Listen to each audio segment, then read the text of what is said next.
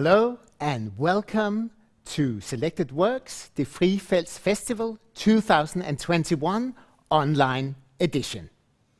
My name is Erik Pohl, and together with Grit Uldal Jessen, we are the artistic directors of the festival and your hosts this week online. And you guys should have been sitting here right in front of us, live here at the Theatre Island, and on stage should have been Ivo Dimchev performing the Selfie concert. But that's not exactly what's happening right now. Now you're sitting back home, but we imagine that you're all dressed up for the occasion, and that you have a bottle of champagne next to you, and that you're ready to celebrate this opening together with us. Or maybe you're just lying in bed with your laptop and a bag of crisp, and you see, this is the advantage of this online edition, this online festival. You can view it comfortably from your home, and you can sit anywhere in the world, whether it's Horsens, Randers, Berlin, or Amsterdam. So, welcome to the festival. But before I go on with this online speech, I will go through the program of today's live stream. When we are done here with the online speech, in about 8 minutes, we will connect to Ivo Dimchev, who should have performed here, but now we interviewed him this morning via Zoom, and we have a little interview for you with him in approximately 4:10. Then, after that, at 20 to 5, Florentine Holzinger will be connected from Vienna in Austria, and she will be interviewed by Assistant Professor Karen Vedel, who's with us here live, and they will do a live interview for you here. And there you can ask questions online. If you post them in the chat, then we can bring them into the interview. After that, at approximately 10 minutes past 5, we will have two of the organizers of the Living Manifesto, a side festival that should have happened on each side of Selected Works Festival, both in Copenhagen and Aarhus, but now they do it online as well. And they are here to tell a little bit about what they are doing in this part of the festival. And finally, at 5:30, we have Haut here, represented by Naja Le Jensen, and she will also talk about, they should have done this platform at Copenhagen Contemporary tomorrow, actually. Also not happening, but she's here with us tonight, and she will talk about that. But now, back to our opening speech.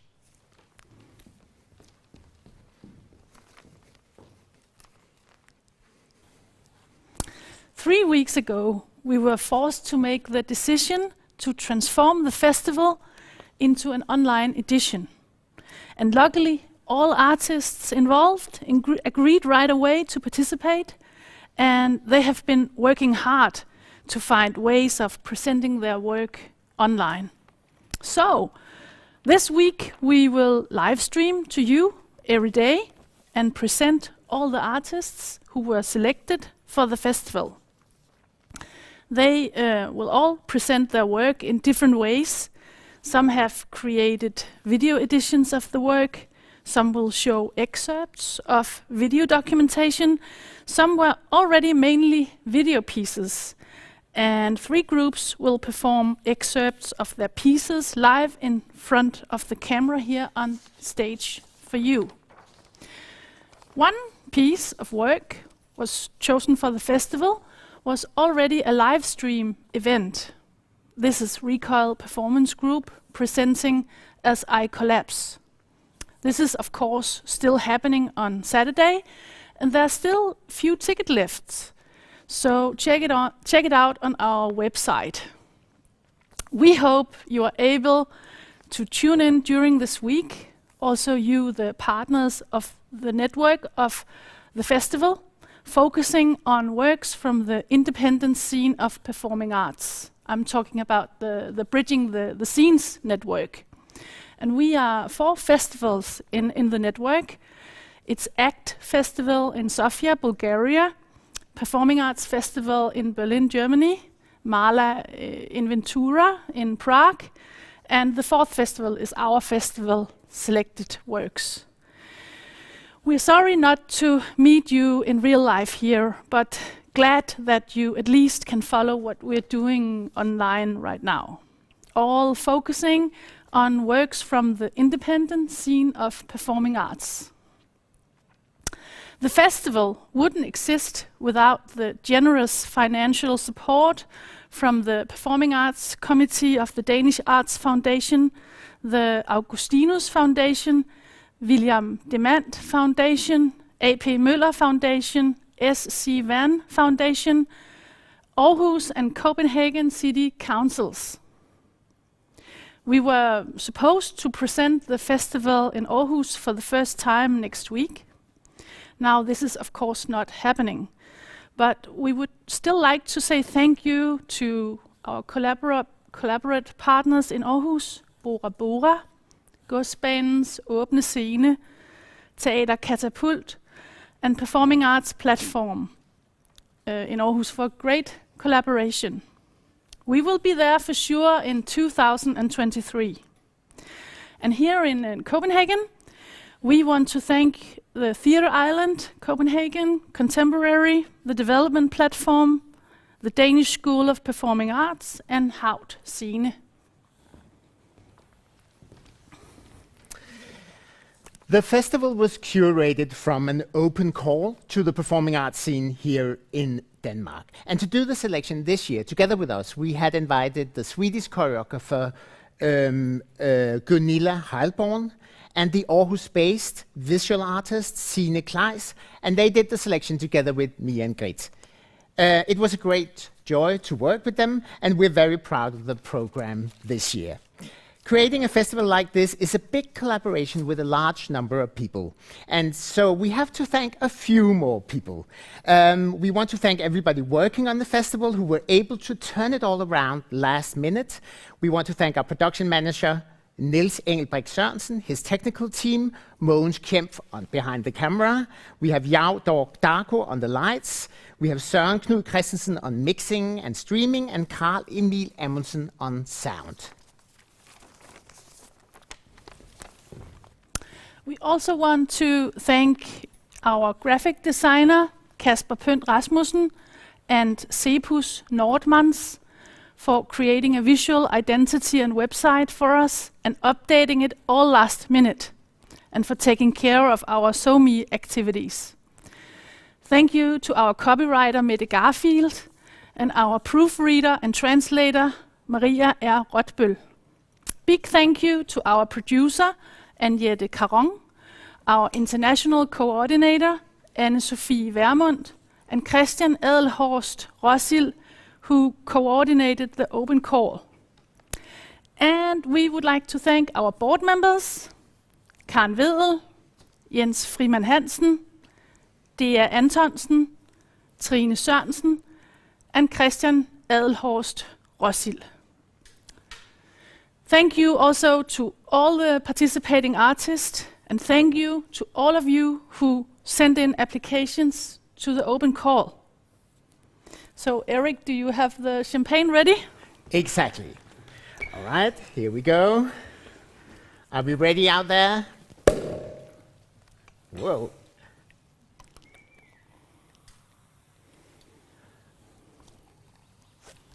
Okay, we now declare the Frifelts Festival open. Welcome To Selected Works Festival 2021.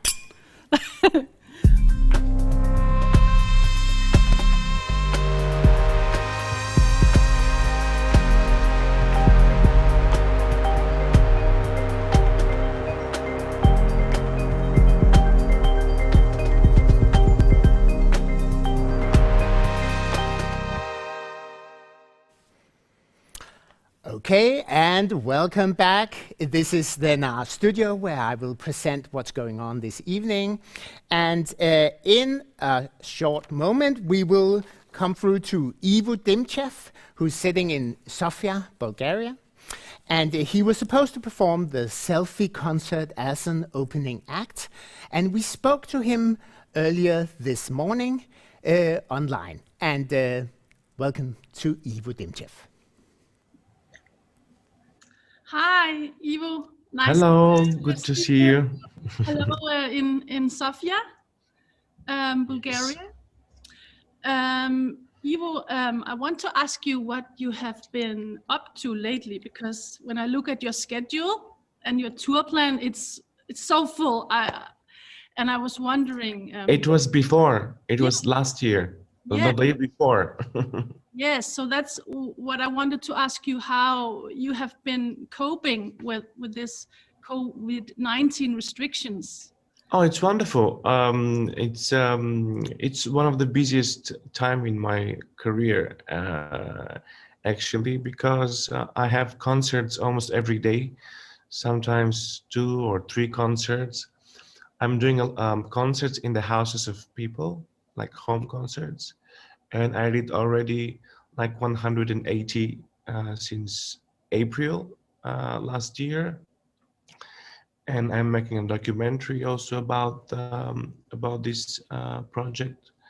And yeah, it's fun. Tonight I have another concert in the house of someone here in Sofia.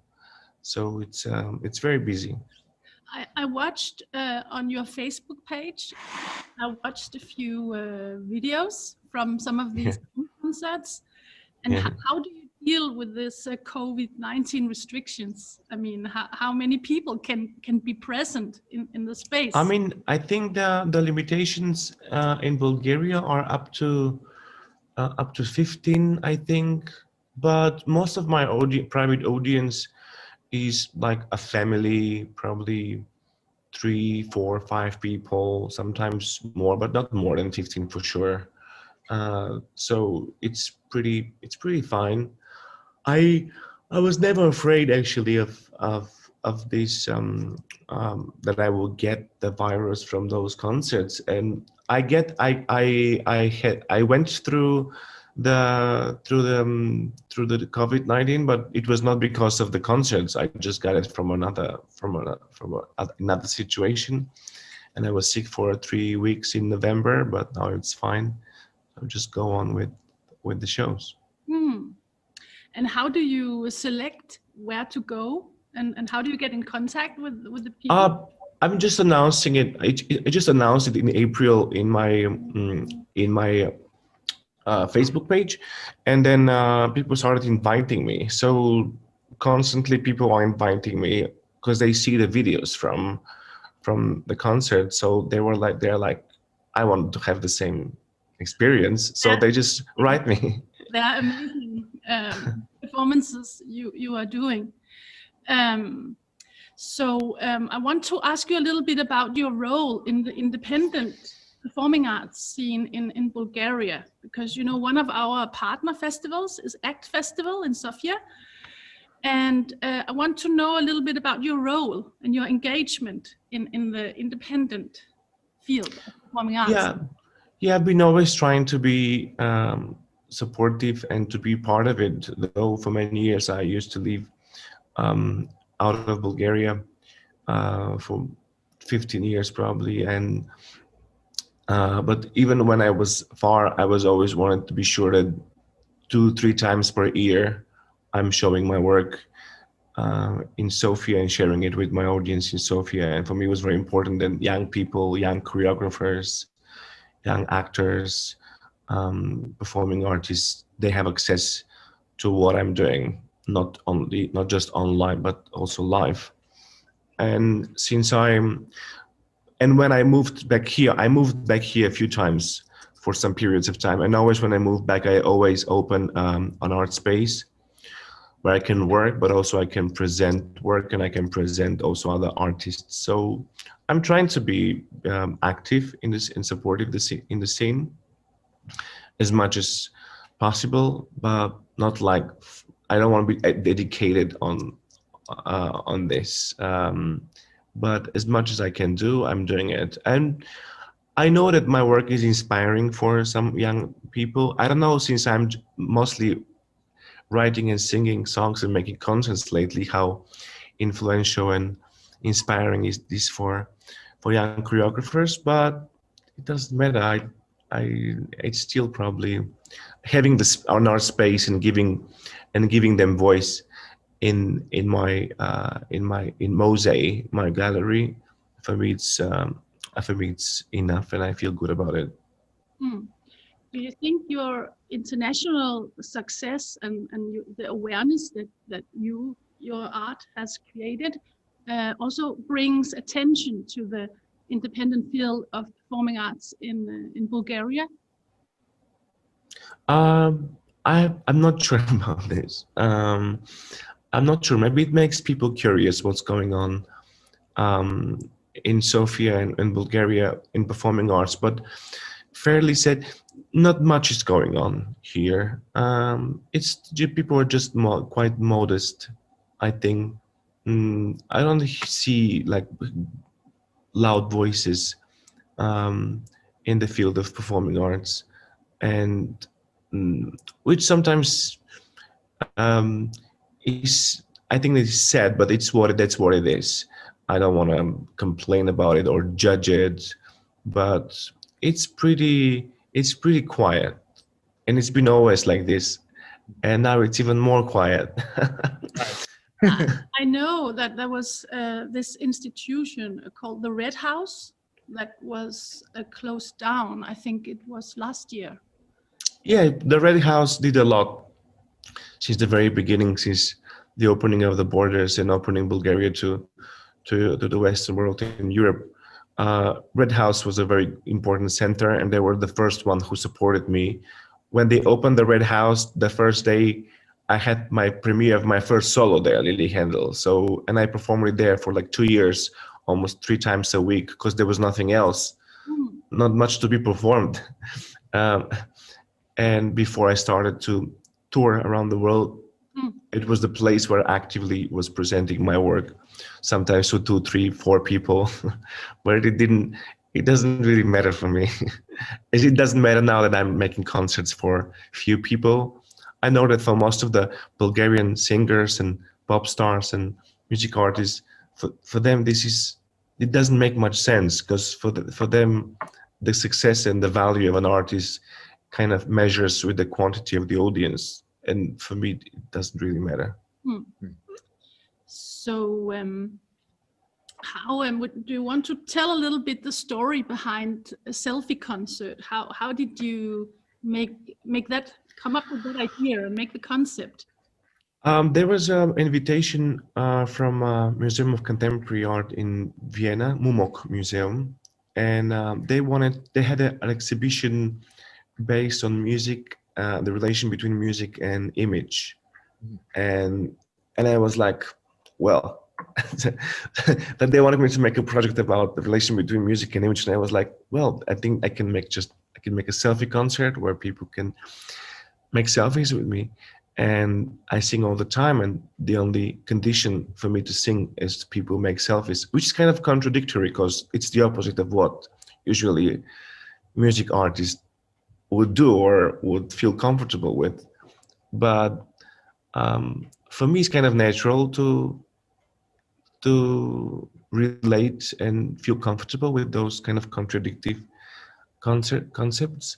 And for me, it was very important that the idea of the selfie as something very egocentric, something that is all about you, about your image, is transformed to something that is about us, something that puts us together and gathers and make us close and intimate. And for me, it doesn't really fit to the concept of what selfie is originally, but making it as a condition that I'm singing and people can hear my music only if I have at least like 4 or 5 people around me making selfie videos and selfie pictures. It constantly creates this environment where we are together, very close to each other, and we are making those selfies that kind of becomes our archive of us being together. And this is, for me, is essential to kind of lift up the kind of the selfie is something very low in our kind of system, value system, to something which is kind of to glorify, to make it something extremely important, beautiful, and loving. And that was the idea. For me, it was also, as a choreographer, was very interesting how this condition automatically choreographs the crowd and makes every one part of this kind of collective sculpture that constantly transforms in the space.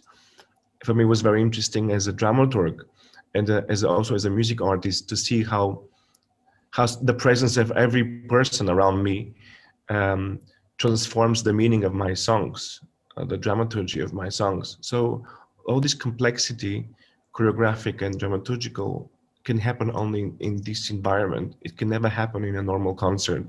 So that's why for me it's very precious experience, because it keeps me in the realm and in the context of what I'm interested now in, writing songs and making concerts, but at the same time gives me this powerful, complex and exciting situation and experience as what I have used to have for many years as a contemporary artist and performer. So it's a beautiful bridge between both things without being very pretentious and being actually very natural and using the very natural presence and energy of the people.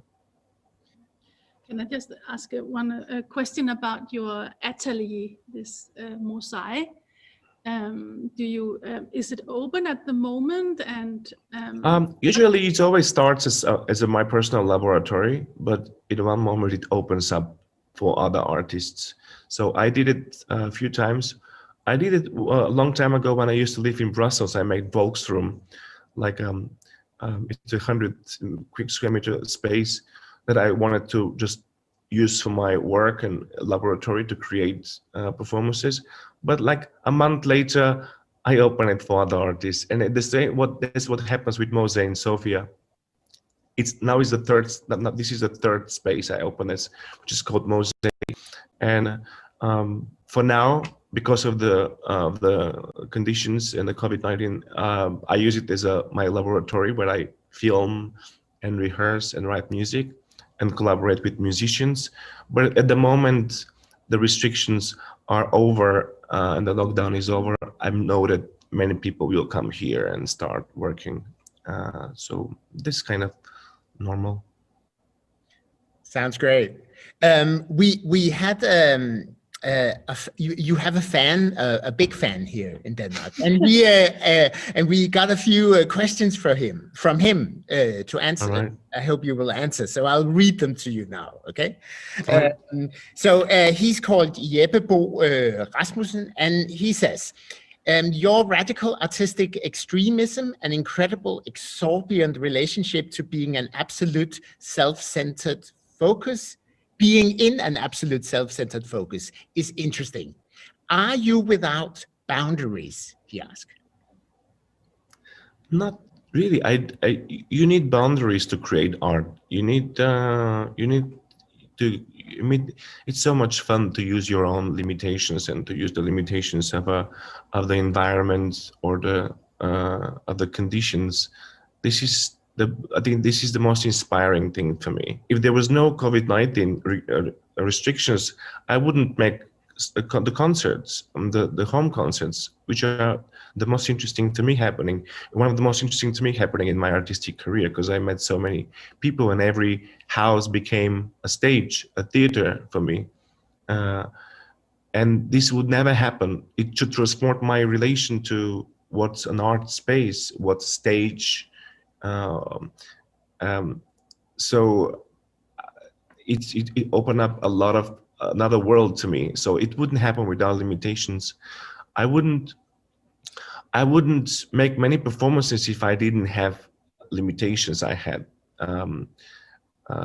For example, because I was very sick some years ago, I was busy with my health problems and the limitations I had about what is health, what is positivity. Well, I wouldn't make my performance iCure, for example. And I think I wouldn't start making performances at all if I didn't have arthritis on my knees because I broke my knees from like running in the mountains. So, always when life puts your restrictions, for me, it's more kind of not a restriction, is more about like creating a focus that I can see much clearly a particular path, or kind of organize my priorities in a way that I invest energy in something which is the most important to me, and not like everywhere what I would usually do if I don't have limitations. So I think boundaries is extremely important, but they are the most fun thing to play with. I mean, I guess it's from experiencing your performance that he asked, but he also asked, what has been the most challenging and transgressive area, in your own opinion as an artist, that you've approached? Like, what's been the most challenging, I guess, boundary to cross in a way?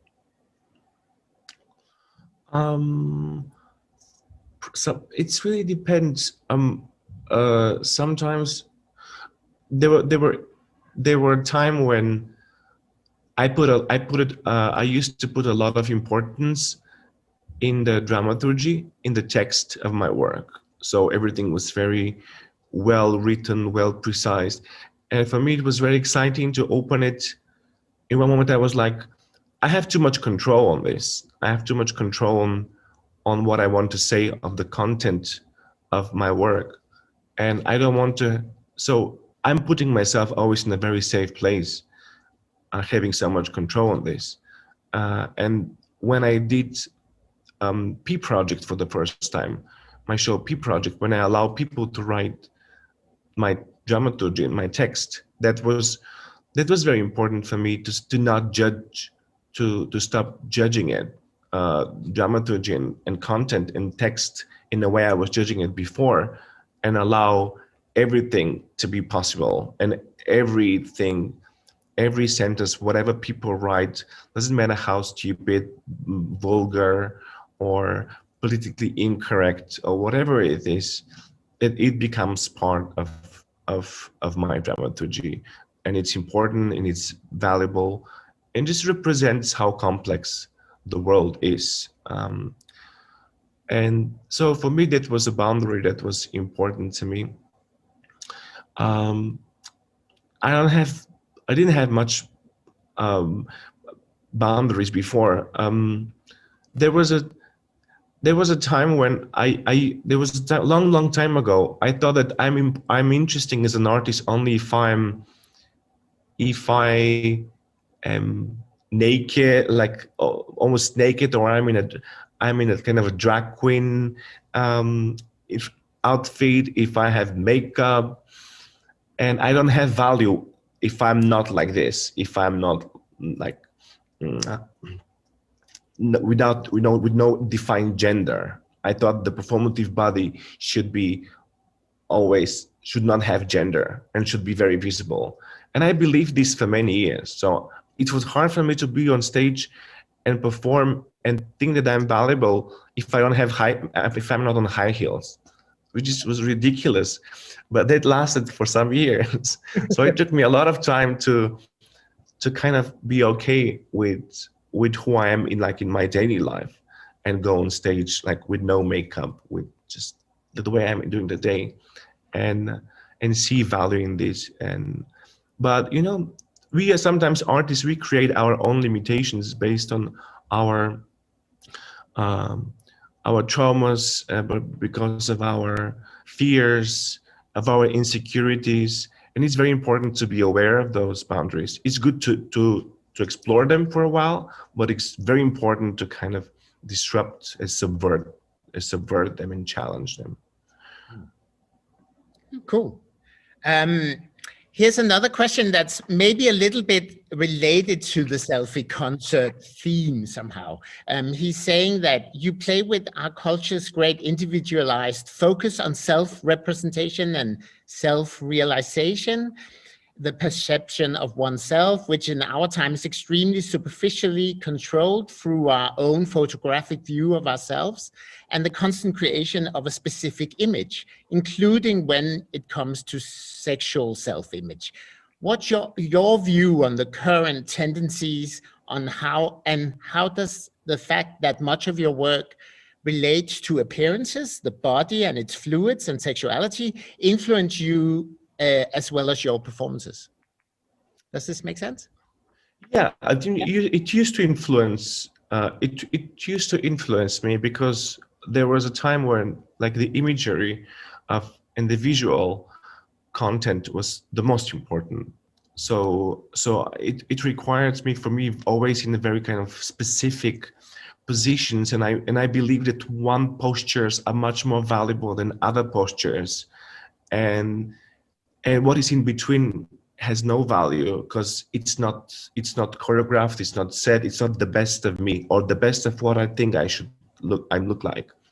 It took me a while to allow myself to not have control on this, and to kind of see the importance and the beauty of us not being pretty, not being what.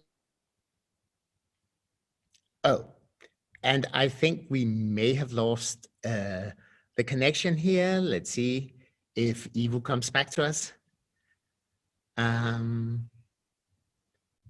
Oh, what's okay, beautiful.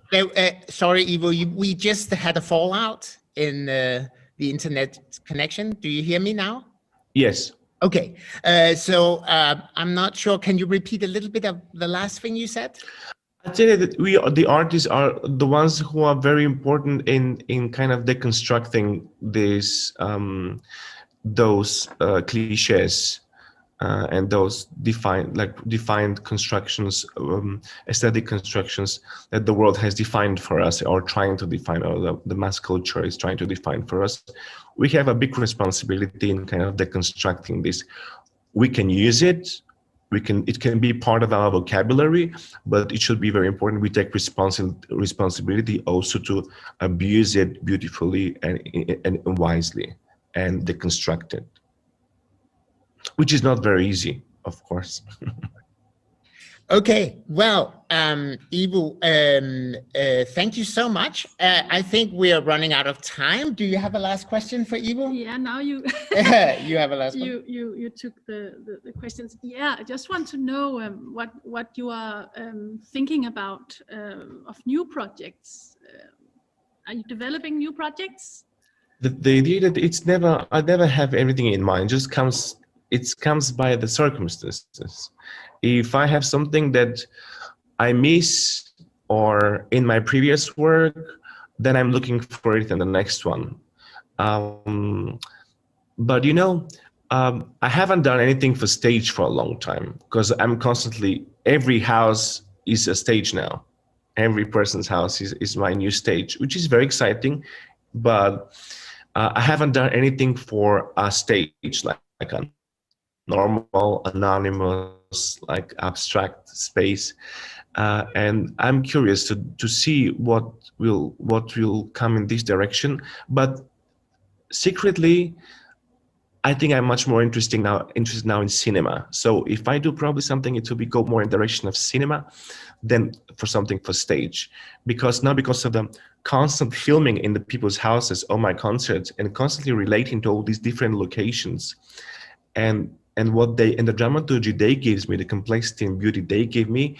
I think now I really start thinking with the mind of a camera person. So I think I would go. It would be much more natural for me to go in this direction, to go back on stage. But let's see. You never know with me what is going to happen. Thank you so much, Ivo, and we look forward to that film project. And then we also really still hope to bring the Selfie concert to Copenhagen later this year when it opens up again. So let's cross our fingers. Yeah, I'm looking forward. Yeah, if you have a few minutes after this conversation, I just have some other questions for you regarding that. Sure. Okay. No problem. So if you stay tuned a little bit. Okay. Yes. Bye-bye. Bye-bye. Bye-bye.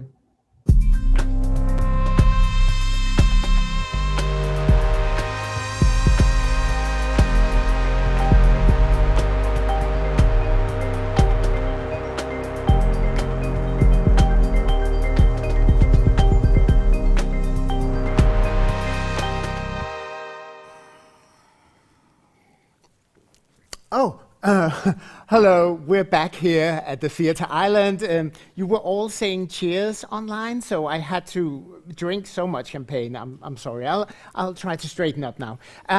Thank you to Ivo Demchev. And as you can see, Grit was having a secret conversation afterwards, so we cross our fingers that he'll be here in the fall or later this year. And now we have Florentina Holzinger, choreographer from Austria, online with us from Vienna.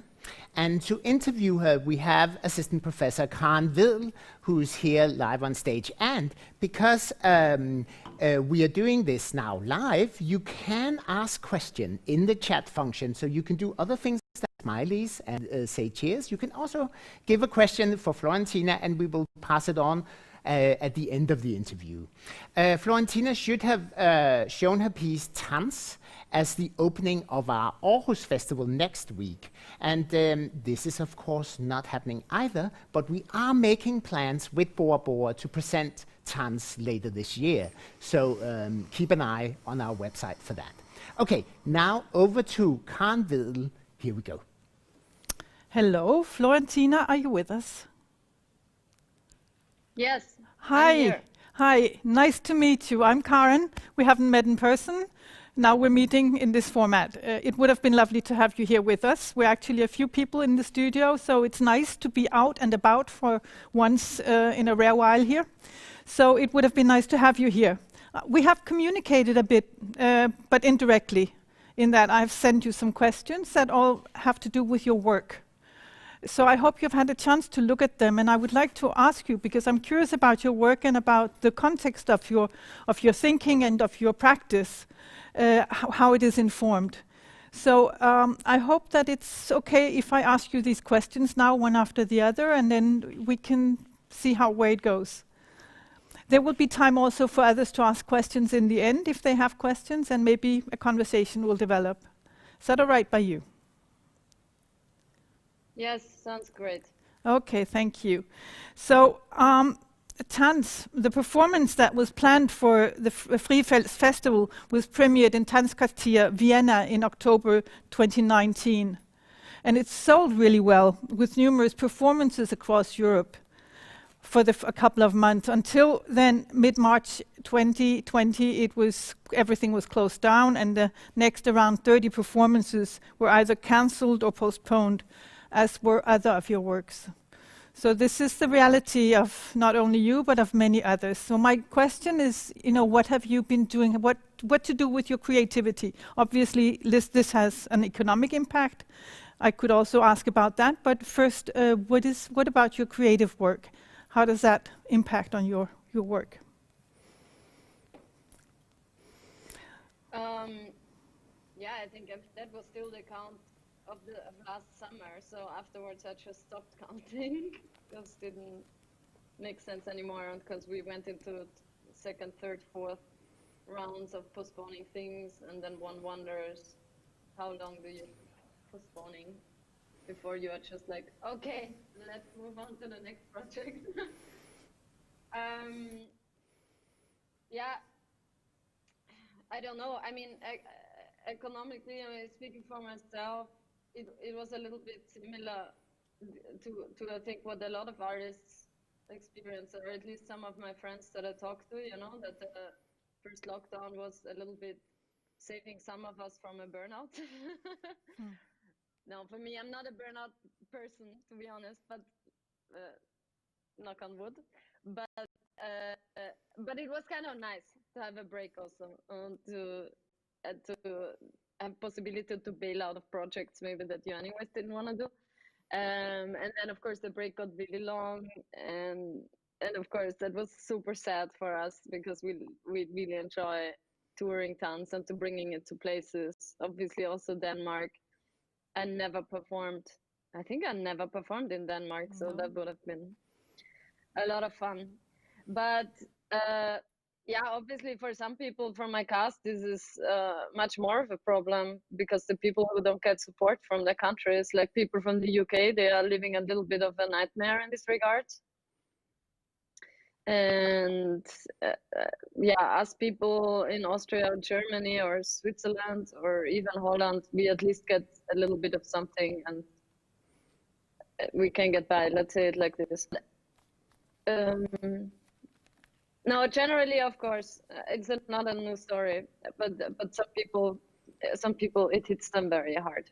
My personal story was that I had COVID in October, and I was a little bit happy that I caught it, because I was like, now I'm immune for the rest of my life. Then I did the antibody test, and I tested, of course, 0 antibodies. So I was like, fuck. I could actually get COVID a second time and just be double fucked. But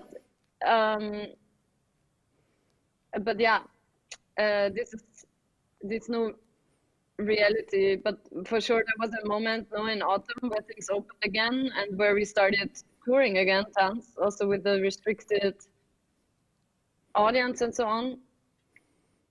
And we got really used to that, and realized then also that there does get established a new sense of normal within these new rules, but you could enjoy performing actually, and we still had really good experiences also with a smaller audience. It was interesting to have a different situation there actually for the show. Mm-hmm. So I hear you. It has been hard, but it has in some ways also been inspiring. I find online, because as you said, you've never been here, so all of my research has been online, to know more about you, to hear about you, and also to look up information online. And I find a few works, maybe 2 works online that you have created during this the lockdown period. One is Abgesagt, Angesagt. Is that not true, that it was created for the Impulstanz in Vienna during the lockdown? Have you found new avenues for your work? Okay. You mean, I think that was some television program or something where I did a little... Right. Yes, but to be honest, any of these things were things that I did in 5 minutes of my life. Okay. So, people, they wanted to fill some kind of voids online, and I was happy to fill those couple of minutes. Okay. So yeah. I hear you. Okay, so the next question is a short one. So in a recent interview that I read from you, you mentioned 3 professions or categories of practitioners alongside one another. And these 3 are dancers, fighters, and warriors. I thought this was a very interesting line of categories here. So what is it in your mind that links these 3 together? I must be honest, when I read this, I was a little bit ashamed that I ever linked those, really, because I don't think I feel super comfortable expressing myself in such archaic terms in relation to dance, actually. So I was like, where did I ever talk like this? And then I thought it must be in relation to the workshop that I'm teaching, which is a martial arts workshop. So this started with the first part of the trilogy, out of which dance is the last one, recovery, I think, where maybe I employed terms like that, because then I had just come back from a stage accident, and I felt kind of vulnerable, and I was very much in your face about, transparent about that. I wanted to actually turn myself into a physical machine. and also, at that time I really got deeply into martial arts, and I started training a lot, almost exchanging my dancers training with training for martial arts, different disciplines, because I could really relate to the training, but also philosophy around it. And I just found basically some good trainers, inspirational people, and that interest into kickboxing, or maybe where this terminology of the fighters come from. Also, this I'm now a little bit embarrassed to say, because that was maybe 7 years ago, so I don't agree on everything I said back then or the views that I had. But that comes really from a time when I graduated from art school, and I realized that all of my best friends are also my biggest competition when it comes to getting money and this kind of stuff. And I really felt martial arts or the idea of training to step into the ring would be a very healthy physical and artistic practice for me, and for the arts field that I still share a certain space with and resources with. So I think that comes from there. Okay, thank you. Now, you mentioned your school, and I assume that would be SNDO, the School for New Dance Development in Amsterdam, where you had your professional training.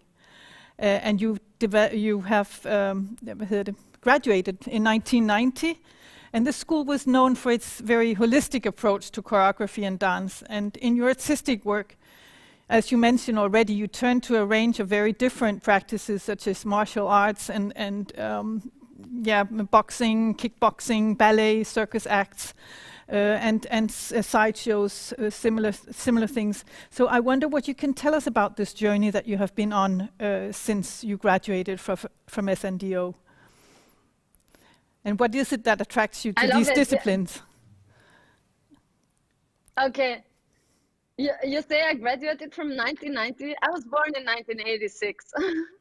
I love that. Oh, sorry. Yes. Sorry, it was the school that since the 1990s. Yes, of course you're not. Yeah. Yeah, my mistake. That would have been amazing. Yeah, I was that would a have been choreographic amazing. genius. With 4 years, I graduated from school. Okay. So you can understand that coming from a holistic approach, I had a lot of time to change my mind about that. Right. Yes, I mean, also the school, of course, changed a lot since then, and I mean, it changes all the time. That's a great thing. When I entered the school, it was for me new in that way, how holistic it was, because I came there wanting to become a virtuosic, athletic, amazing dancer. Not as in a ballet dancer. The classical way was never my fantasy. But yeah, sort of athletic dancing, like really sweaty dance. And then I arrived at this very holistic school, which basically meant lying around on the floor a lot and feeling yourself. And I was like, oh my God, I have to imagine now everything to make me move. And that just seemed like a lot of work. And it also seemed very vague, because what could I base then any of even my own judgments on of what's good or bad or valuable and blah, blah, blah. And I was still a bit caught in this binary thinking, I guess. But of course, on the other hand, I loved it because yeah, all the material, I mean, I had to learn it. If I wanted or not, I had to learn to become my own instrument, but also that everything that I need to make out of nothing, or just out of going deep into myself. And this for sure stood with me, but also, of course, a certain resistance. And I mean, I guess even the resistance to like hating to lie the whole down on the floor and feeling myself. I mean, it was immediately a hate love. And for me, it's not that I have a romantic idea about suffering artists or something, but what ultimately interests me is still a sort of resistance that I have. So it's not that I love dancing so much, for example, but it gives me food for the brain. And I mean, I definitely enjoy to feel in resistance to it as well. Even as an artistic medium, yeah, I think that was actually my first attraction to dance, that it seemed out of all of the other arts, the one that I really felt the most actually estranged with, also in a certain way. And so that was an immediate flirt because of exactly that reason. And but yeah, it sparked also a resistance, and also it sparked the wish for discipline, the wish for the opposite of what this more holistic approach is also promoted, let's say. So this really got me also into getting fascinated with yeah, actually even athletic disciplines more again, where it's very clear a jump is good when it's a high jump, for example. And so things that you can count, and yeah, rigorous training, and yeah, things that really school the body in a super disciplined way as ballet does it, and where we have a complicated relationship for what's good for the body or what feels good for the body. Why do you actually enjoy moving in certain ways, and how much can that not go in accord with how certain things look? And I guess this is, yeah, and sorry, I mean, like, of course that goes without speaking, but of course I always had a favor for the spectacle also, and the arts was just a vehicle for me to be able to go somewhere where I wouldn't have been able to go otherwise, and to still strive for show, actually. So your love for spectacle, I think, is showing in the bits and snippets that I see online. One of which is, I think, find the whole work of Apollon Mussagète, which is the second of this trilogy, of which the third is Tanz, and the first is called Recovery. And I think I'm thinking of your notion of spectacle, the spectacle of ballet. And where do you take that when you take a classical work from 1929, I believe it is, from Balanchine, and you turn that into something else? What is it that you add? Can you talk to us about that?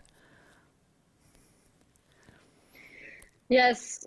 So this particular work, so it was, yeah, created 1929 from Balanchine, as you said, and I watched it, I don't know, a couple of years ago. I mean, a couple of years before I started making the show. No, actually 1 or 2 years before, at the National Ballet in Amsterdam. So I saw it and I just fell in love with it, and I fell in love with it again in that way that I hated it also for certain reasons, but I was also immediately like, I want to do it myself. And that I perceive as such a luxury as a choreography or a choreographer, I mean, or a theater maker, that you can actually do that, and you can put there the people who you want to do it with, and at the same time it's a nice dance history lesson, because I always also like to yeah, really to learn something about the past. I think that's good in every way, but also really good in dance, to reflect on why certain things were done in a certain way, and then trace it. Why did this make certain things? When we look at dance, for example, how did dance then, how and why did dance evolve in a certain way, and why is it now as it is, and where will it go in the future? So I'm jumping now because I think that to my mind, when I hear about your interest in the history and also in the early history of ballet, the 20s, and the spectacle of circus and what we sometimes call re-theatricalization of theater that's going on in the early 1900s, then you also seem to have taken in a lot of inspiration from the 1980s and 1990s and live art, if I'm not mistaken. I don't know if that's something that you recognize. I'm thinking here of some of the performers like Annie Sprinkle and Karen Fenley, Carolise Schneemann, something about this explicit body that is shown on stage, that was introduced then, of course not in the full scale that you're doing it now with a whole company and ensemble, but more as solo performers. I don't know if there's a link there at all in your mind to what was a breakthrough of that much later avant-garde. I cannot really tell. I mean, for sure, somebody like Carolise Schneemann was an idol of mine when I started. And obviously, also I come from Vienna, so this was very present for me growing up. The Vienna actionism, and let's say present in that way that that a person shitting on a stage was always presented to me as art. There was no question that this belongs into a museum, actually. Growing up in a place like this. So I think I was, how do you say, I was probably subconsciously influenced by these things, or by having a certain understanding of these things, and maybe that's why that's felt natural to also employ similar techniques. or that for sure, talking as a dancer, that felt natural for me to talk about the insides of a dancer also, and not just the form and the shape, but that the dancer is also all of the fluids that are inside of the dancer, and the dance can also be centered around those, let's say.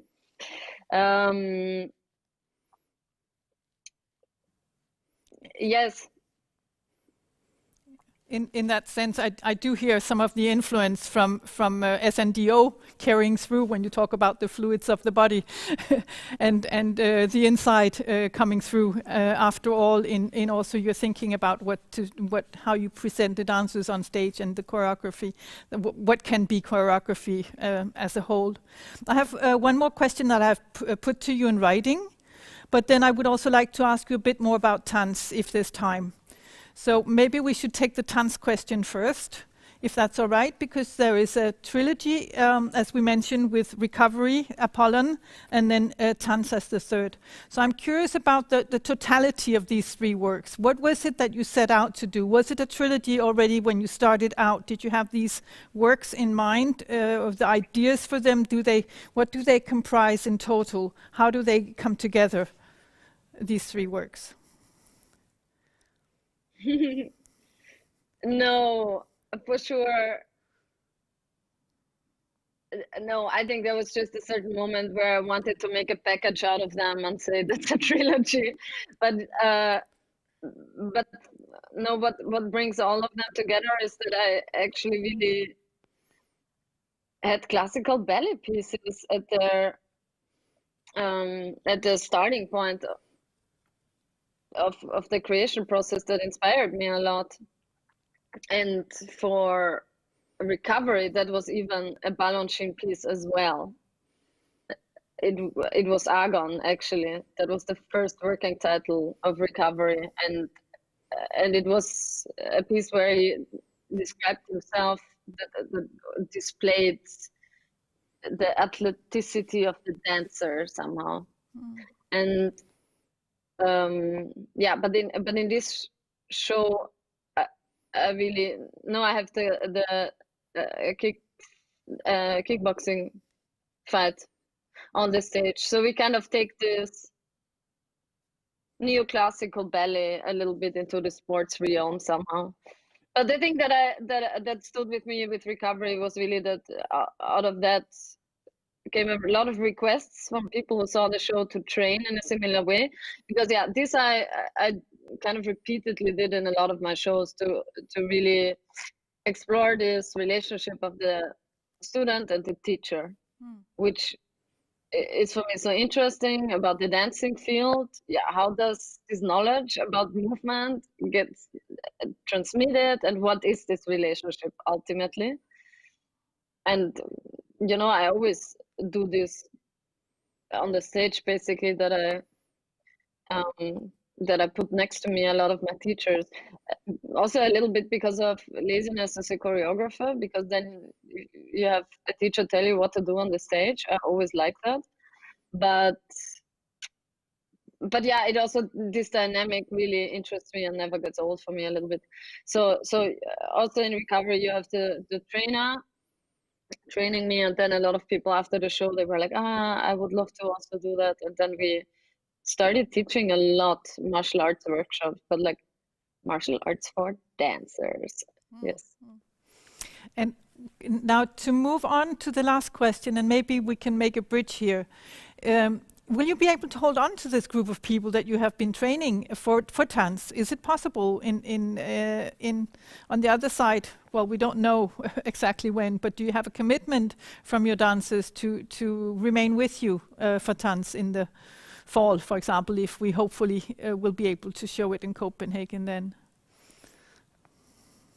Yes, I mean, about tanz we didn't talk. Now maybe I should add this, that the tanz really deals with the romantic ballet actually. So we even went a step further back, 100 years from Balanchine, more than 100 years, to the beginnings of romantic ballet. And specifically we were zooming in there on the sylphides, from La Sylphide or Les Sylphides, so the fairies, the floating bodies, and I really wanted to research this old idea of ballet, but of everything, of the arts, to get the body off the floor. And yeah, my dancers, if they stay with me, I hope they stay with me. So far we have all survived. Yeah, we have of course an old cast member, so I mean, I'm on a call with the senator in Berlin every day and begging to get the vaccination into that woman. But for the rest, we are all really ready to do it again. Yeah. And of course we will be there in November, whenever it's going to be. Yeah. And I would recommend to anyone curious about this piece and about some of the tricks, I would say, some of the spectacle that is placed into this choreography by Florentina to look at the teasers that are online, because it looks very, very interesting and promising. So I look forward personally very strongly. So my last question sort of takes us into another realm. Because I'm sort of curious, how does one plan for a comeback into a society that, or into an audience, into playing before an audience, where some things are changing now, I guess. I guess that's my argument, that some things are changing. We're learning new patterns of behavior. We're getting accustomed to distancing ourselves, etc. So will you address an audience that has become re-educated in this regime of social distancing and lack of skin contact in the same way as you did before the pandemic? Will some things change? Will you expect your work to be read in the same way? Have you any thoughts on this?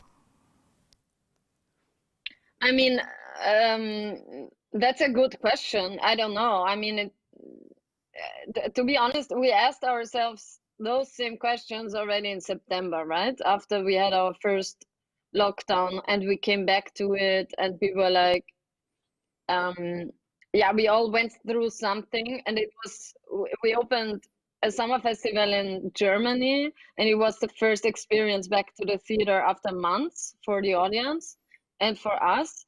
So I felt like that they would be traumatized or fearful, and they would not feel comfortable to be together with so many bodies in a room. And also asking myself that question about, is this now the topic to address? Do we need to talk now about ballet?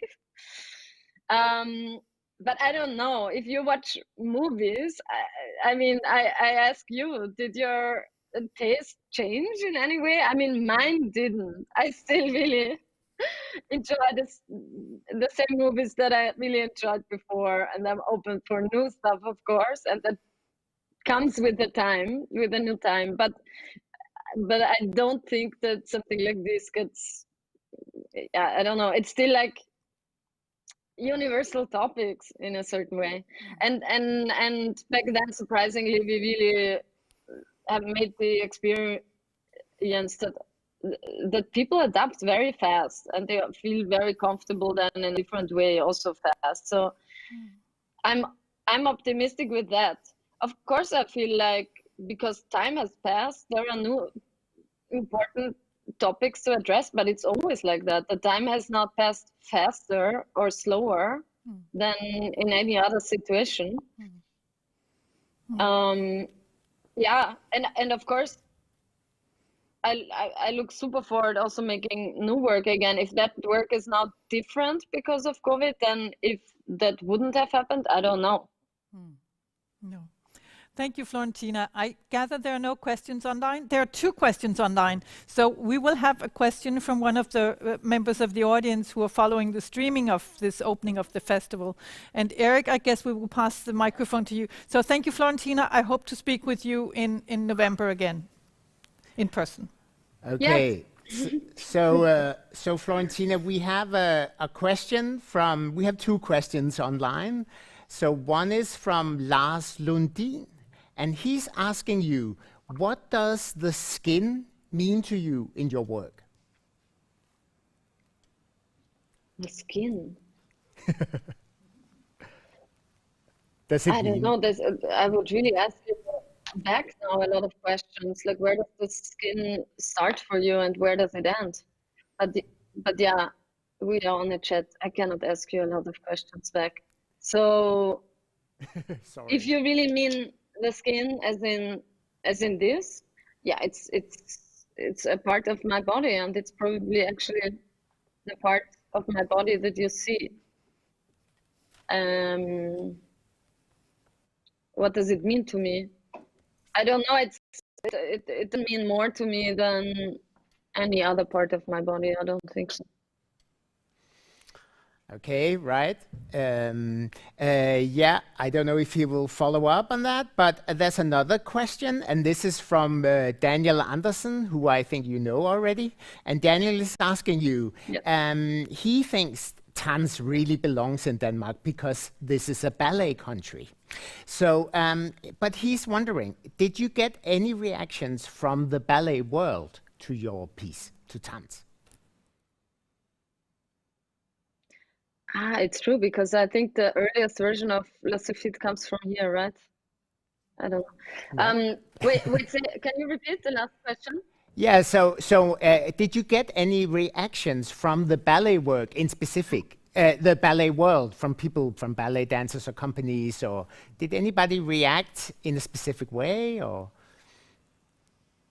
Okay, the ones from the ballet world who stood after my show, which already means that they have a positive disposition, they find it very funny. Okay. Of course, because they can read some more references than other people. Generally, people who went through ballet training, they find it very funny. Okay.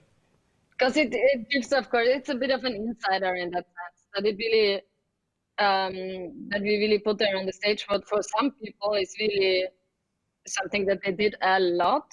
Like any dancer who stood next to a bar, for them, that's like the most familiar environment. And other people see it and they cannot imagine that this is such a familiar environment for a lot of people who went through dance training. Right. But it is. Right. Okay, cool. Thank you, Florentina. I think that was all from online right now. Thank you so much for joining us today, and we hope to bring you here in person very soon. Okay? Yes, I hope so too. Okay. Take care. Bye-bye. Okay. Bye.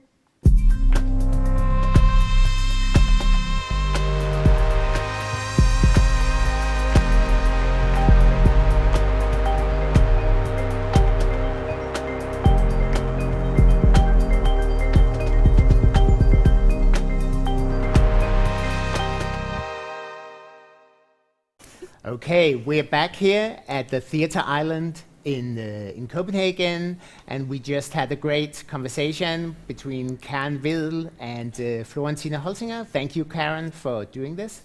And now we have the next group on stage. This is two of the organizers behind the Living Manifesto. And the Living Manifesto is a side festival to our festival. And they were supposed to do a lot of things live as well, like us, but now they're also doing an online streaming festival. So Grit is on stage talking to two of the organizers behind Living Manifesto. Grit, let's go. Yes, welcome to Nana Jensen and Nadia Mattioli. And the Living Manifesto Festival opened yesterday, and it runs till the 25th of January. And the festival is produced, curated and performed by a group of artists who met through their MFA studies at the Danish School of Performing Arts.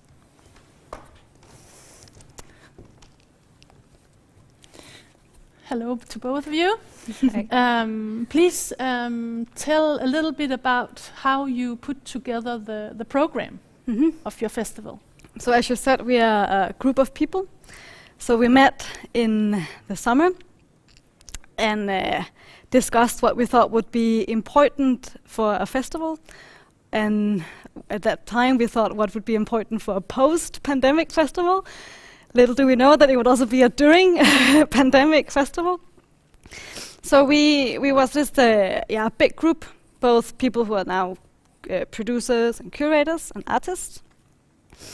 And we discussed, we had a lot of work, so all the artists was there with the works. So we somehow curated the festival together with the works, so we didn't have like an open call or like a detailed picked each performance, but somehow the festival emerged together with the performances that we are now showing. And as a preparation to the festival, we thought, okay, what do we have in common? So we came up with 3 key points, which is curiosity, community, and connections. So these, you can somehow say that this is a baseline of the whole festival. And also to one of to these 3 key points, we have like a main question, which is why does art matter now? And the now also came because of the pandemic. So you can say there's a little bit of a different curational process than what you have. You have like an open call. And of course we have to change some of the program to a digital event.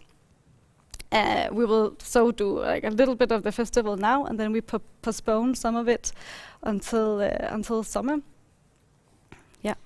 So it was you two who sort of summarized, who made up these keywords and questions. It was you two sitting as editors or curators, or just to understand the process? Yeah. Or was it dialogue based? It was dialogue based, and also like what does these pieces have in common? So we're somehow analyzing what is it that people are interested in now, and then we came up with this. We somehow tailored like 4 cluster titles, and then for each title we then. That was a curational part of it. Chose like different pieces that would fit into, you can say, like an undercategory of the 3 main questions. And in that, we then invite guest teachers who would then open up this title, and that we had. So now we have 2, but we'll have a bit more in summer. You have something to add? Yeah, I just wanted to say how the artists were really important in the creation of the festival concept, actually. So really from the start, there was a dialogue between everybody, and then we sort of took over the entire discussion and molded it into the festival as a whole. Yeah. So can you say a little bit also about the artistic strategies that you saw in the pieces, the forms and genres? Could you say something about the dominant trend or in the works or tendencies? So as we said, we didn't pick like a specific trend we wanted to go for, but as I said, these 3 key words. What of course is a trend, or actually we don't even call it a trend, but something that we all have in common now is the digital, and something that we also wanted to embrace, and also like a reason for why we wanted to push through with this festival, for letting it actually happen. So they all speak about the 3 key points of the whole festival, and then we have the digital as a trend. Yeah. But on top of that, what we were very interested in putting to the fore as well is artistic practice and artistic research. So, for example, in our program we have live performances and workshops, but we also have research presentations and where people talk about their artistic practice and how they do research in order to either create pieces or just develop artistic material and kind of push new thoughts into the art world, the performing arts world, right? So that's kind of a trend, one could say, because I don't want to go too much into artistic research. It's a huge topic, but it's something that's kind of emerging also in the performing arts field now. So that's kind of a focus that we kept also in this festival. Yeah, at least being transparent about how you work and like so both not only showcasing the creations but also trying to somehow host how we talk about our art and how does it come to life. Yes, and reflect upon the artistic process. Exactly. As part of the piece. Yes. Yes, exactly. Like we talked a lot about dialoguing also with audiences. How do you invite audiences into the artistic process, right? Often in a performance, after a performance, there might be a small talk with the artist or the dramaturg or someone else, and then there's questions that you can ask, but we felt that this needed to be, there needs to be more of a platform for this to be able to happen. We felt that this is something that still kind of happens in the shadows, what artists are doing all these months or weeks or years of research, of gathering material, trying things out, and then putting things together. And then the final thing is being viewed and experienced by an audience. But all of this that happened beforehand often doesn't really get a platform. So that's for us really important to talk about, yeah. You also had quite a short time to transfer into this digital format. Do you want to tell a little bit about this process? How did it go with selecting pieces suitable or not suitable for this digital format? Yes, so Nana mentioned that from the beginning, sort of, we had this layer of the COVID-19 situation informing how we would create this festival, how we would put it together and what it would look like. And then the thought at the time was that we would enter a period that would already be post-pandemic. And then we kept playing with this idea for a really long time until we really could no longer make it happen. And so, yes, in the end of December, we decided that we will make a plan B, but we sort of stuck to plan A. And then in January, we said, okay, all of the artists that have created pieces or events that in the beginning already had a sort of digital, at least platform, for those it wouldn't be too difficult to transfer it into the new digital festival part 1. But we had a lot of artists that never even conceptualized anything digital.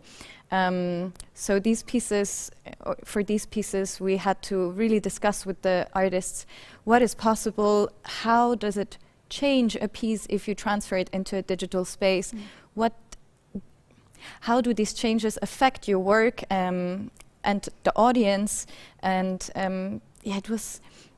it's not always easy to take this decision, right? As a curator, just as much as an artist.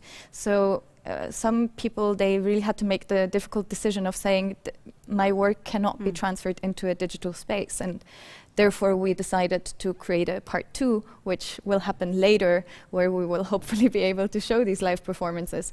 But those that had to make adjustments had to really think about their concept.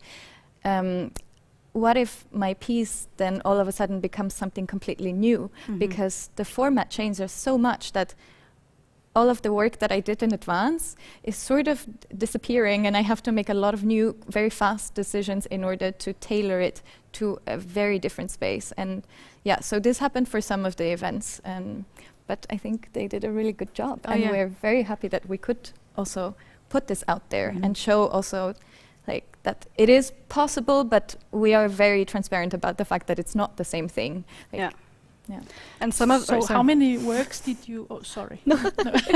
How many works did you have in the first plan for the festival, first program, and how many works are included now in your program? Yeah, we only had to take out three whole performances, completely out, and some then got transformed into something that you can stream on demand.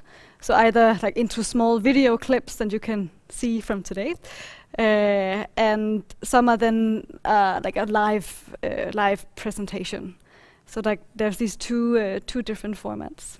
But we also had to take out 2 of the discussions. So we have like, as Nana mentioned in the beginning, we had this idea of the clusters that would inform the day, each day of the festival. And then now we had to make big adjustments to the program, of course, and so we had to take out 2 of these discussions that were supposed to happen. So now we only have 2, which still are great. Yeah. So you write about your festival that you think it's important to open up the performing arts landscape and make it available to everyone.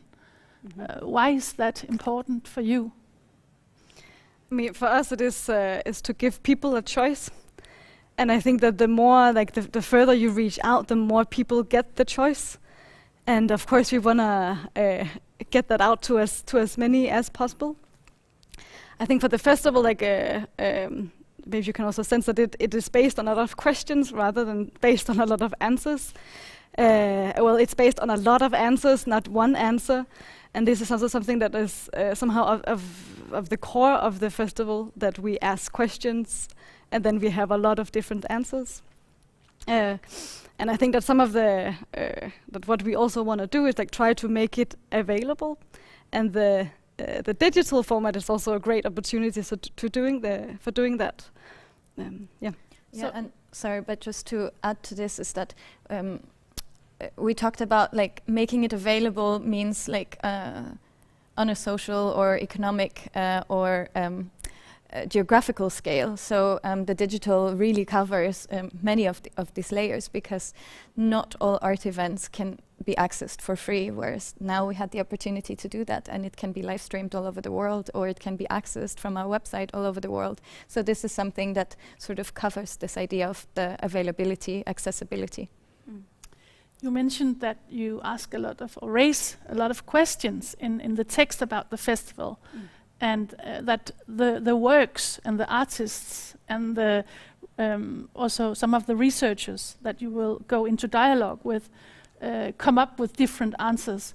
How are you going? Are you going to edit or summarize something, or write a text? Or how are you going to distribute and make visible these answers that you are receiving and collecting?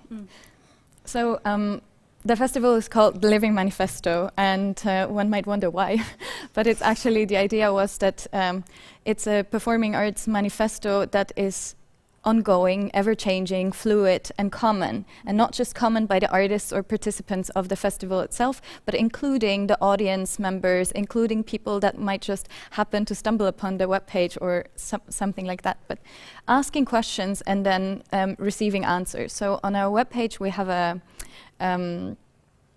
category which is called Manifesto, and there's like certain questions with particular answers from the participants, where you can click through and you can read, and then there's some questions that are unanswered, and it's sort of like allowing you to reflect on these questions yourself, and then of course currently there's no possibility to respond onto the website itself, so responses can come to our email address, info@thelivingmanifesto.com, but we're actually planning for the festival part 2 to have this interactive, what we call manifesto creature.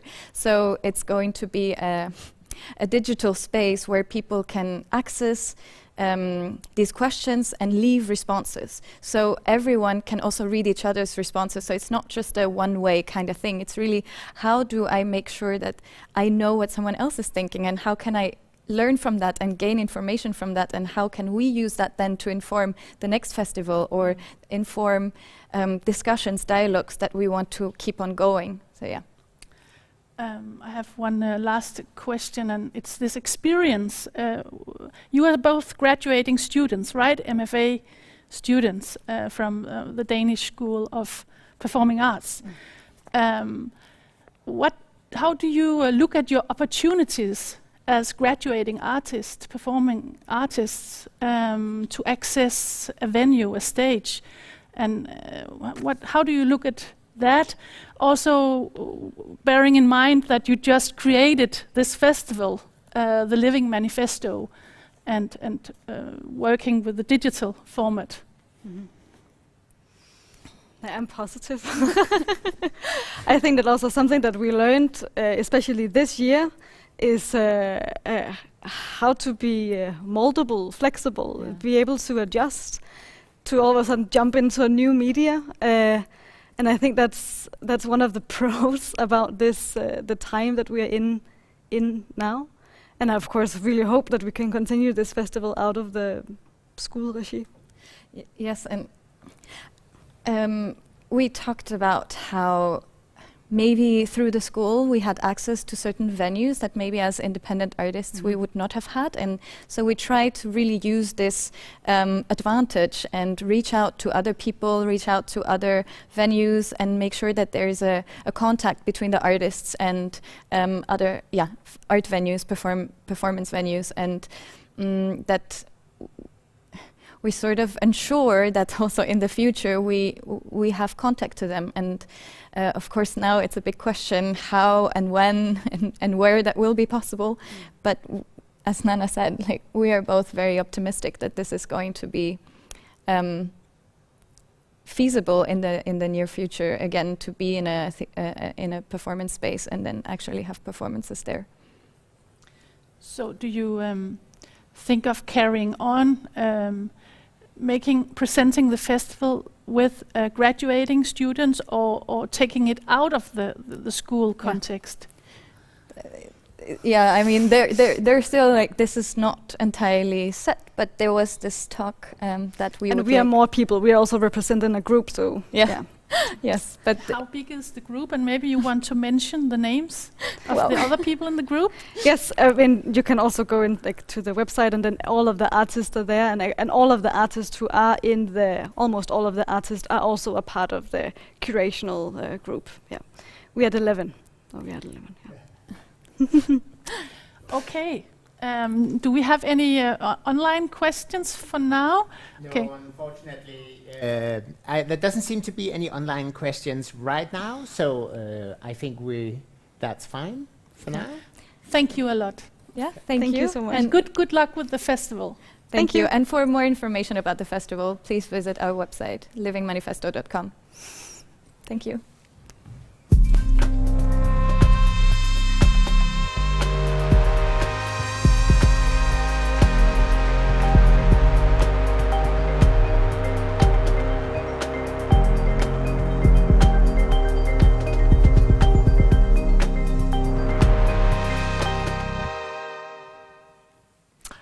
Okay, welcome back to Selected Works Online Festival.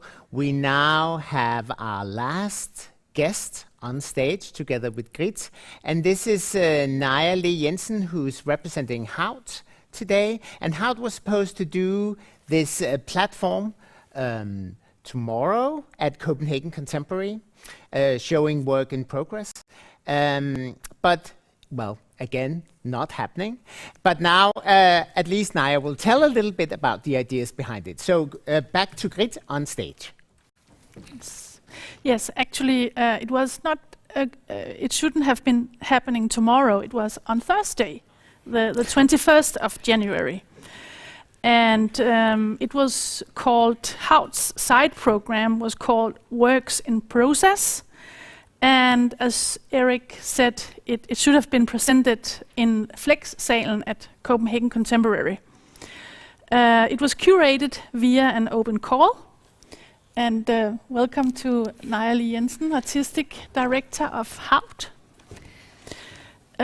Please start giving a short introduction to Haut. What is Haut?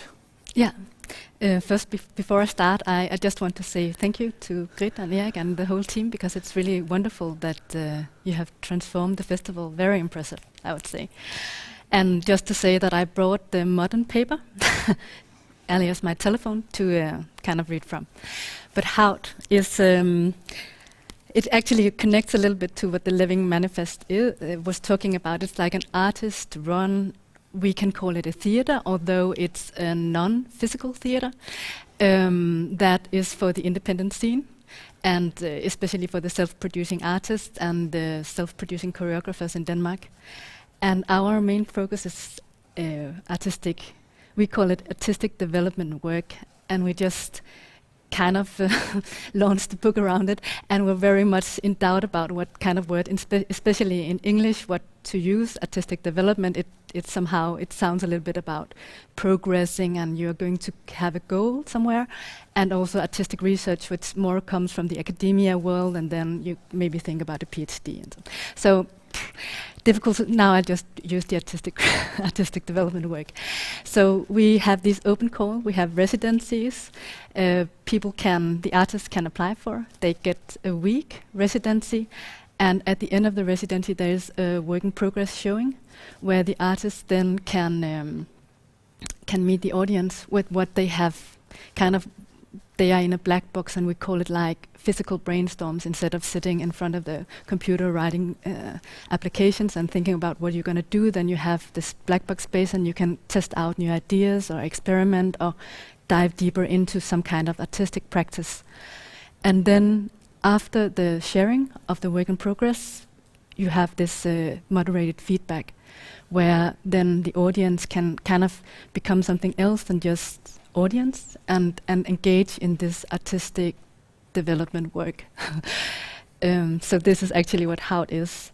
And now we are also trying to connect to this more practice-based. We're trying to connect also this discursive, which also Living Manifesto like this, talking about what is it we're doing, and inside which structures are we doing it, what is an organization, what is the independent scene, what is interdisciplinary tradition. So kind of trying to both make artistic development work, but also to kind of develop the independent scene in Denmark, not to be too together, of course, with all the other organizations, like also you and now this new initiative as well. Yeah. And when you said in the beginning that you are not a physical theater, you mean that you are not situated at a specific theater. So it means that Haut is right now, like, you can call it a floating theater that collaborates. Our existence depends on collaborations, for example, with the Frifels Festival and other stages inside Denmark mostly, to have a black box like this. So we have an office. Right now it's at Sort of Hvid. And from there we then kind of invite people into stages that is not our stage, but so it's actually how this is very much gathered around this collaboration and co-curation. So because we don't have, we need to kind of engage in these mutual relationships. Yeah. And it was interesting, you wrote about why you wanted to be part of this festival, Selected Works Festival or the Frifels Festival. Yeah. So maybe you want to explain that. Why is it interesting at a festival to show works in process as well? Yes. So I can just relate to what the Living Manifesto said, like this around. It's a little bit sometimes to see X Factor or something like this, you know. You only see the show, and then you don't see kind of all the work behind, and also all the stage hands that is doing and so on. And sometimes it also feels like being stage artist, like you present the work and then somehow all the work behind is very hidden. And in that way, when you only present a finished work, then it also becomes kind of a product. often you talk about it as good or bad, but I guess that our thought is if you invite audience in to become part of this artistic process, a development process, then they also get another empathy maybe for the artistic work and also for the artist. So, and in that way, we were in Canada, and there is the FTA festival in Montreal, and then we have like a sister collaborator organization called La Serre, who was having an OFTA festival, which was then working, showing the work in process works, and then the big, very, very big festival was showing the finished works. So somehow, I think it was like a little bit like behind the scene and seeing what will come, like the future of the stage art and then the present of the stage art. And yeah. Tell a little bit about the decision of canceling your program for this Thursday. Yeah, it was actually a very hard decision to decide. Also, what the Living Manifesto was talking about, and your choice. I guess our choice was mostly based on when it's work in process works. Then actually the meaning of having the sharing, work in process sharing, is that you relate to an audience and you get to try out this artistic material you are in the middle of producing or researching. But to transform a process into a digital work where you don't meet the audience and so on, somehow I think it was a lot to demand from the artist, because they're not finished, they don't know what the work will be. So actually we decided that we would try to postpone it to the autumn and try to make like a mini festival where these 4 works then can be shown. Hopefully now. And then I also wanted to say that some of the artists, they actually was from abroad, and as we also saw with Ivo Dimchev and Florentina, it's non-existing to travel almost. Yeah. Do you want just to explain or tell a little bit about these projects that we should have seen on Thursday, or we should have experienced these processes? Yeah, I will do that. So I can just say that the framework, there are 4 works, and 2 works are kind of focusing on the meeting between stage art and new technology, and the other 2 works are in the collaboration with the Frifels Festival, and then you suggested us to have a co-curator from Inkunst, Petra Heusmann, and those 2 works has then been chosen. And actually, what was funny about that was that it was people that there would the educational part. Now I say Living Manifesto again, but they're the educational part because one of the groups were just educated from the choreography and dance, and the other one was from SNDO, and the other one had a background in invoking and also coming big experience from abroad. So yeah. But there were 4 works, and one was a process work in dance, and it was called Skimmed Words, which kind of explored this extended writing. So, and I can read up from what the artists have written themselves, because somehow it's difficult to sometimes to talk about other people's works. But they actually ask, how does the process of signification and meaning making take place, and how mobile are words? And working from this interdisciplinary and post-dramatic tradition, then it's very interesting, this combination between choreography and this more textual landscape. Like, how do they meet?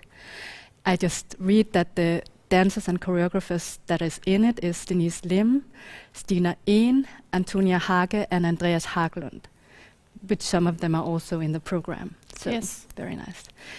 Then another another work was Absolute Joy, which was a performance in process, an examination of pop culture, big feelings, and personal playlists. So they were taking kind of their step out into the artistic work was Joy Mogensen, the culture minister's love for absolute music, to her favorite album. So, and the artists are Sigrid Stigsdatter and Beck Heiberg. I hope that the artists are not, Okay, next, memory mechanics. is an exploration of both human and computer memory. So there somehow it's more an installational work where different body postures kind of trick auditive memory. And also if I stand like this, maybe some kind of memory from my experienced life will come, and then you tell it, it become recorded, and then other people can come in to this installation, and when they take that posture, the story will play off. So somehow like this, what is the memory of technology and human, and the meeting point between that? And I just mentioned the artists. It's Maja Fagerberg Rantzen, Mads Hoby, Troels Andreasen, Lise Aagaard Knudsen, and Karen Eidebøen. And then the last one is I, Inanna, version 1, which is a performance and multimedia installation in process, which is trying out new forms of language through coding text, body and synthetic voices. So it's Nanna Lysholt Hansen and Nina Cecilie Højholt. Okay, so thank you. I think maybe you should just go and see the works, because I think they are very much better than presenting here. Yes. Yeah. Do you want to say a little bit about why artistic development? I mean, it's an obvious question, but maybe it's. I think it's interesting to hear what you say about it. Why is it important to facilitate artistic development? Yeah.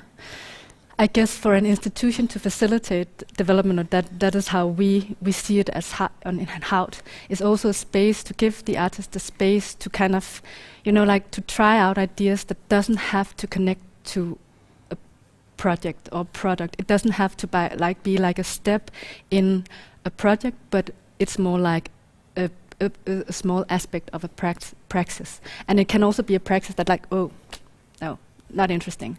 Like, somehow it's a way of, maybe it's not now Karen is from academia, so maybe I misinterpret it, but like I see it as fri forskning, like some kind of free research where you have the possibility of diving into something that maybe does not have a bigger purpose. Then when you have it, you have kind of shared it with an audience, and then if it makes meaning for you to take it with you, bring it with you on, and it's a way to try new collaborations. And it's just, instead of we say like, hey, let's collaborate, then we actually just go to the black box, and we get also paid for doing this work, because it is a work, and to test out, does it work?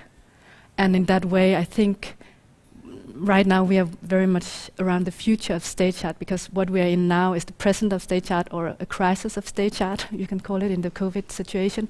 And artistic development is somehow the future of stage art. It's of course the projects we're going to see, but it's also like the terminology, it's all the ideas, it's almost like an education, and it's also a space where you can fail. So, yeah. And how do you orientate yourself? I mean, via the open calls, how do you make sure that a diverse range of artists and persons get access to this development? But that's kind of the central question, especially, and probably you also know it when working with open calls, because you have, of course, that's the good thing about having collaborators, and also all the ones that you mentioned and thanked, they spread it into their networks. But we are also honest, and we know that our networks are somehow, the road of our networks, of course, it gets wider and differentiated, but it is also somehow, we have made the roads. So how to ensure this diversion and so on, it's a good question, I think, and especially for an organization as Hout, which is actually does not have the wildest resources. Maybe it would be easier if you had somebody who could ensure it, and who could kind of build new pathways and new roads out to other kind of fields. So right now it's very much dependent on who do you choose to collaborate with, who do you choose to have as co-curators, because they have a network. So in that way, trying to ensure that there is some kind of diversity anyway. Yeah. In the independent field at the moment, what values do you find is most important to cultivate in this situation right now? What values? In the independent scene, what values? I guess that for me, I think it's important to this discursive work. I'd like to talk more about what we're doing, because I think, this is my analysis, in Danish stage art we have been very busy of doing, especially in the independent scene, because the resources are so few and you only get money if you do.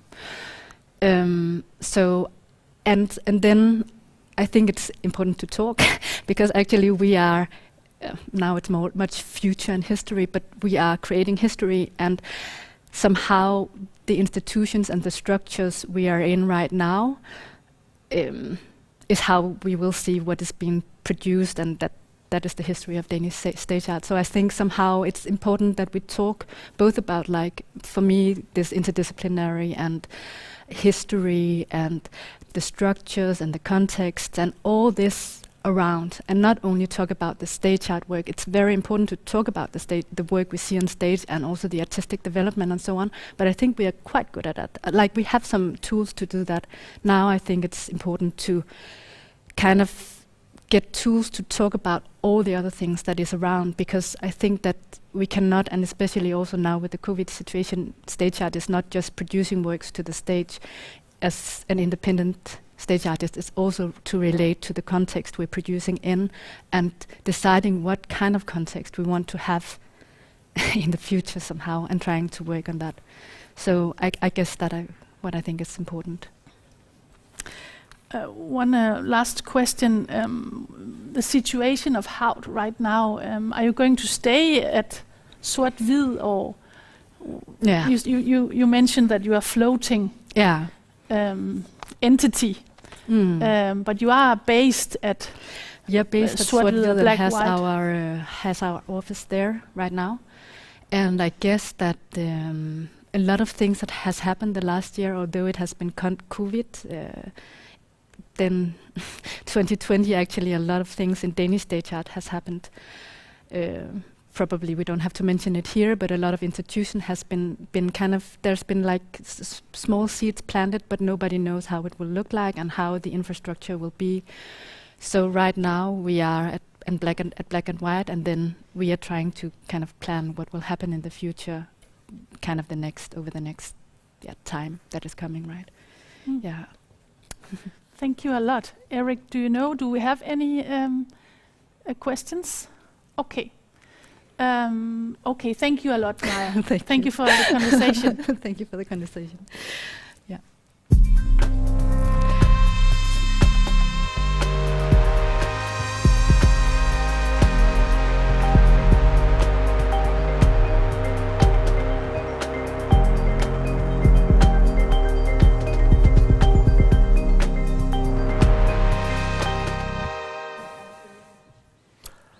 Okay, so welcome back here. We now reach the end of our live stream today. So today was a lot of talking, but tomorrow we will show real stage work here on stage at the Theatre Island, and there will be video clips of dance performances and lots of other good things to watch out for. So please come back tomorrow at 4 o'clock here on YouTube, and thank you so much for celebrating this opening with us. We hope you had fun at home, and we hope you became more clever about all the projects going on that should have happened here. We were happy, and thank you to Karen and to Living Manifesto and to Haut Scene, Ejle Jensen, and thank you and good night.